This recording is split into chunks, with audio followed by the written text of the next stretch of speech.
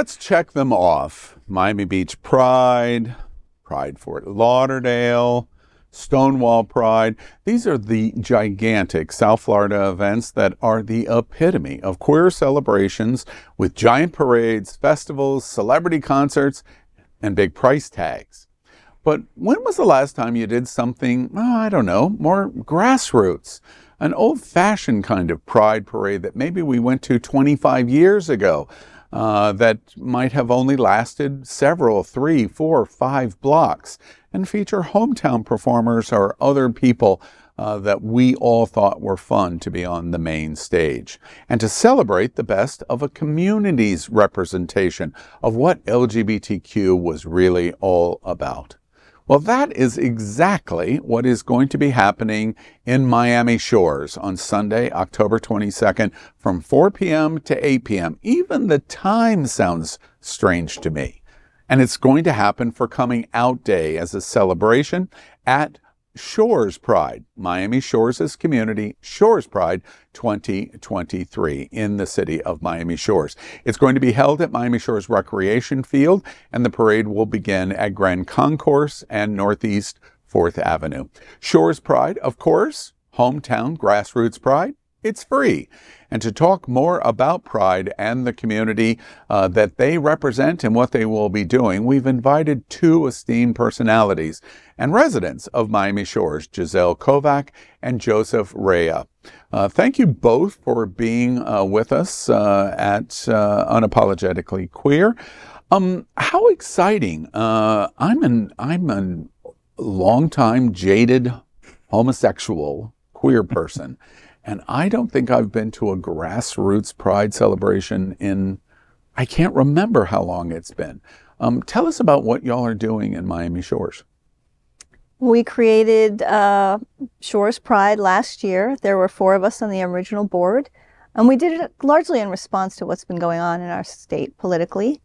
But also because we have a wonderful queer community in Miami Shores. There's a lot of gay people. And we felt it was time for us to have representation and celebrate. We have lots of allies as well, and everybody comes out. We have a great old-fashioned parade and a day of dancing and entertainment and drinks and food and fun. And it's great. I want to ask y'all, I'm embarrassed to say I've never been to Miami Shores. I understand it's only about 25, 30 minutes south of Wilton Drive in central Fort Lauderdale. Shame on me. One of the things that I have heard, and correct me, but I heard once upon a time Miami Shores wasn't a very good representation of LGBT. You couldn't fly flags, or you couldn't be representative of LGBT in Miami Shores. Is there any truth to that, or is that just something that I've heard repeatedly? No, I've always found it to be a welcoming community. I grew up in Miami Shores since I was in kindergarten, and my neighbors and friends has always made it a very tight-knit and open-armed community where everyone can be themselves. I want to ask a little bit about Miami Shores. What's interesting is you say there's a lot of gay people in Miami Shores, and I immediately go, wait, you're not Miami Beach, and you're not Wilton Manors or Fort Lauderdale, so there can't be a lot of gay people. But then I did a little research and asked friends about Miami Shores. Miami Shores was very purpose-built. And then as I begin hearing different kinds of gossip and conversation about Miami Shores, I hear that there is long rumored that the master plan for the city was a gay person. And you have all of these houses where the alleyways are behind the houses. And so you have access to homes from behind the houses, and you can make up all kinds of stories in your head, as gay people love to do. Is anything that I've said true, or any of these urban myths true about Miami Shores, first off? Well, I'm going to have to check on this because I have not heard that before, but now I'm intrigued. As my story goes, the alleyways are meant to hide the trash because the person in charge who master planned the community believed to be a gay person. Oh, by trash you mean rubbish. You don't Yes. mean trashy No, Just trash cans and recycling would go in the back so it wouldn't be seen. right. Keeping up with the pristine community. And it does make for a beautiful village. It is a gorgeous place. We are the Village Beautiful. Yeah, that's the community Yeah. name? Okay, the Village Beautiful. I'll remember that. When I come down, I'm going to explore these alleyways because I do want to see it. So it's going to be in the afternoon, 4 to 8 o'clock. You're going to start with a parade, correct? Correct. And the parade can have floats. It can be walking units. Tell me about the parade itself. How does it work? What can we expect to see? I know the Miami Beach Pride Parade. I know it's going to be different. I know our Stonewall Pride Parade. I know it's going to be different. What's your parade like in Miami Shores, at Shores Pride? We've got a great community, and they're all going to come out and represent the diversity that we see. We have nonprofits walking and doing floats. We've got local businesses and families that are participating. So it's going to be a well-rounded group of individuals and organizations that are coming out and showing us the diversity within our community. Yeah. Do you have big support in Miami Shores for LGBT and doing this festival? Any pushback? Anybody go, no? With the politics that we're watching in Florida, do you get any of that, or has there been good support? We have seen tremendous support. I think Miami Shores had a reputation of being a more conservative area, but we have a very supportive administration now. They're really helpful. They are our partners in this event. We couldn't do it without them. Our wonderful police department, our fabulous Parks and Rec people, and we haven't gotten any pushback at all. Last year was our first year. We had 1,500 people show up. It was quite the party. And the day of, people were saying, "Are you doing this next year? We want to come. We want to bring our friends." That's great. And so the parade starts first. The kickoff's about 4 o'clock. Mm-hmm. Is it LGBT time, which means 5:55, or is it you really mean 4 o'clock? 4 o'clock, like a 4 German o'clock. train. Yep. Like a German train. Unlike Miami, typical customs, 4 o'clock on the dot. Yeah. Okay, I got it. And I love the joke. And so the parade will start. About how big is the parade? How long is it? I understand 4, 5, 6 blocks. Or longer or?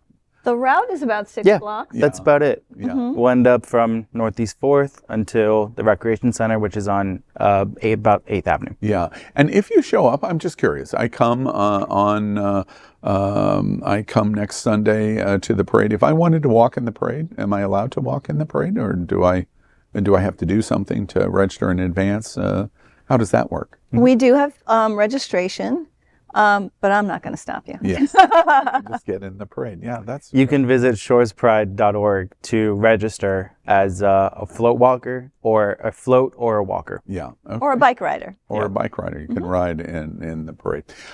So the parade takes place. It ends up at the main stage. I understand Poison Ivy is going to be hosting on the stage. I imagine you and other board members. You're a founding board member. You're a board member for the event. And what kinds of things do you do on the stage for your festival event? Tell me a bit about that. We have DJ Music Cat, who's going to return this year, who is absolutely fantastic. Yeah. And then we have Soul and the Tribute, who's going to be playing. They are going to rock the stage. They are really dynamic. If you know them, come out and see a great performance. If you don't know them, come out and learn who they are, because it's a fantastic band.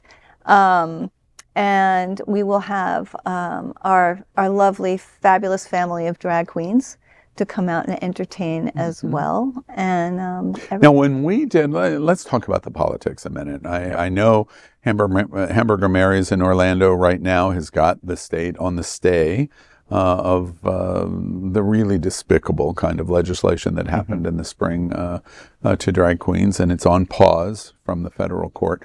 But when we were going through Stonewall Pride, it was really quite an issue for us in Welton Manors.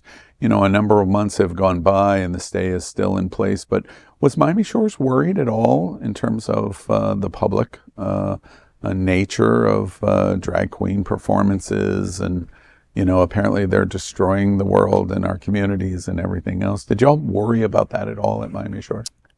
Miami Shores Pride is a family-friendly event where we promote inclusivity, diversity, and everyone coming out, surrounding Coming Out Day, which has been the main thesis of the event and the parade and a festival.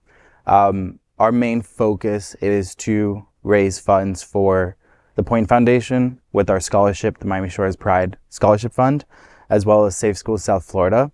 And so we always knew that we would find a way to keep the inclusivity, support our drag queens, and allow them to have a participation, hopefully, perform as they are in the event, but maintain the family friendly and comply with all the regulations. So we wanted to make sure that regardless of the outcome of the suit at that time while we were working on it over the summer, that we provided support to drag queens and the industry.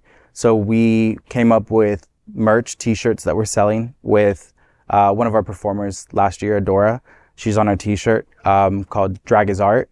And you can find it online at shorespride.org. We're selling it for $35, and a portion of the proceeds goes to the Drag Defense Fund with the ACLU. Yeah. So we always center them in our event. We all love Adora. You're wearing one of the I'm shirts. wearing the T-shirt right now. I don't You're know if you can see it. There you go. Drag is art. Drag And that's is it. art. And Drag it's true. is art. Period. It is performance. Drop mic. That's Absolutely.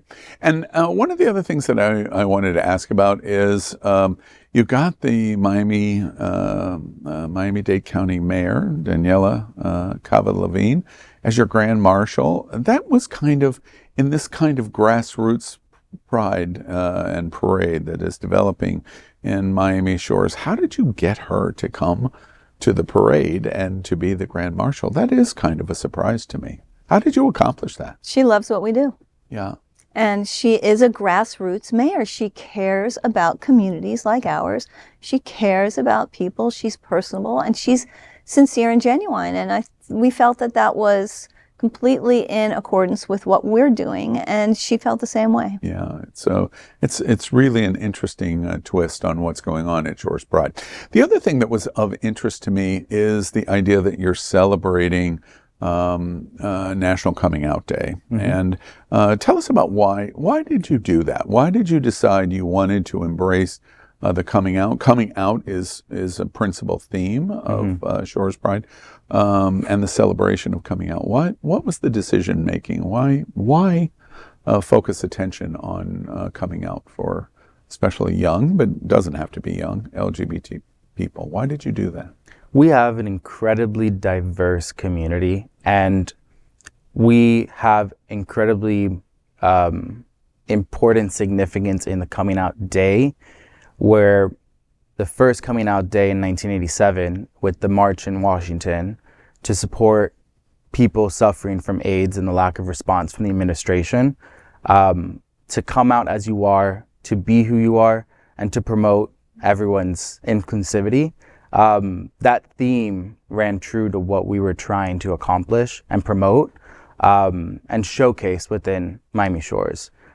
So being able to provide a safe space in the parade and the festival to allow our community to come out and show who they are as they are was really, really important for us. That's wonderfully said. And the last thing that I was unclear about for the event, it talks about a tea dance. Explain the tea dance at Shores Pride. What's going on? We get together at the end of the parade, and we dance and celebrate, and celebrate our community. And I felt like that was a